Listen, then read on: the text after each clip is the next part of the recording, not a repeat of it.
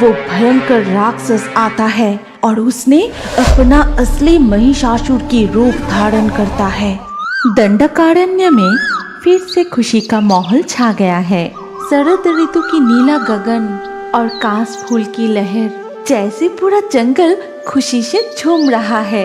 माँ के आने का समय हो गया है, बस और कुछ ही दिनों का इंतजार है, फिर माँ अपने 4 बच्चों के साथ यहाँ आ जाएगी। तूने ठीक ही कहा टुनिया, साथ में हमारे दोस्त भी यहाँ आएंगे, तब खूब मजे करेंगे।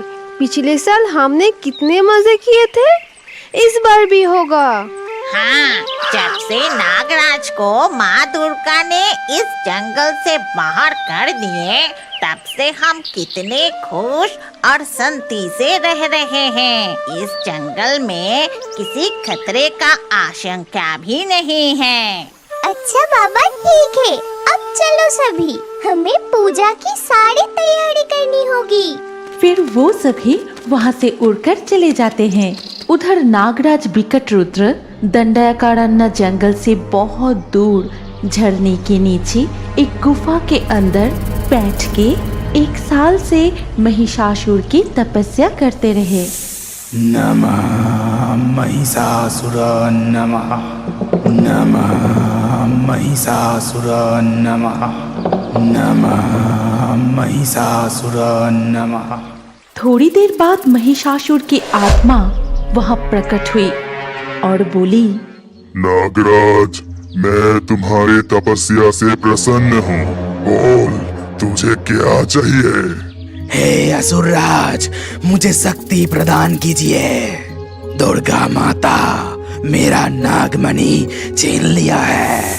मैं मेरे नागमणि को स्वर्ग से वापस लाना चाहता हूँ और मेरे नागमणि की शक्ति से ये त्रिलोक में राज करना चाहता हूँ। ये सुनकर महिषासुर ने मन ही मन कहा, उत्तम, अति उत्तम।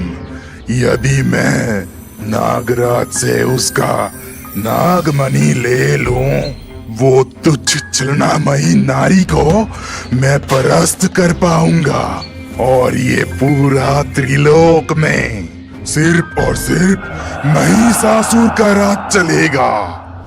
तथास्तु, लेकिन तेरा ये शरीर कुछ दिनों के लिए मुझे देना पड़ेगा। मेरे आत्मा तेरे शरीर में प्रवेश करेगा, फिर स्वर्ग से नागमणि वापस ले आके ये पूरा जंगल को जला के मैं राख कर दूंगा। फिर वो तुच्छ छलनामयी नारी दुर्गा को परास्त करने के बाद ये पूरा त्रिभुवन में महिषासुर और विकट रुद्र का राज चलेगा।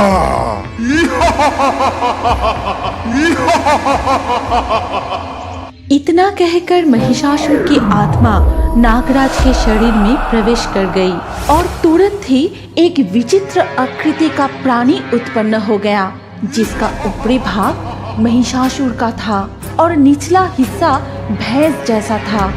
फिर वो अजीब प्रकार का जीव उस गुफा से बाहर आ गया। प्रभु, क्या आपने सारे लड्डू खा लिया? हमारे मर्तलोक जाने का समय हो गया है। चलिए ना, हम देवी लक्ष्मी और देवी सरस्वती के पास जाएं और हमारे दोस्त भी वहाँ इंतजार कर रहे हैं। वो हो, मुझे शांति से खाने दो। कार्तिक दादा भी स्वर्ग घूमने गए हैं, लौटने में बहुत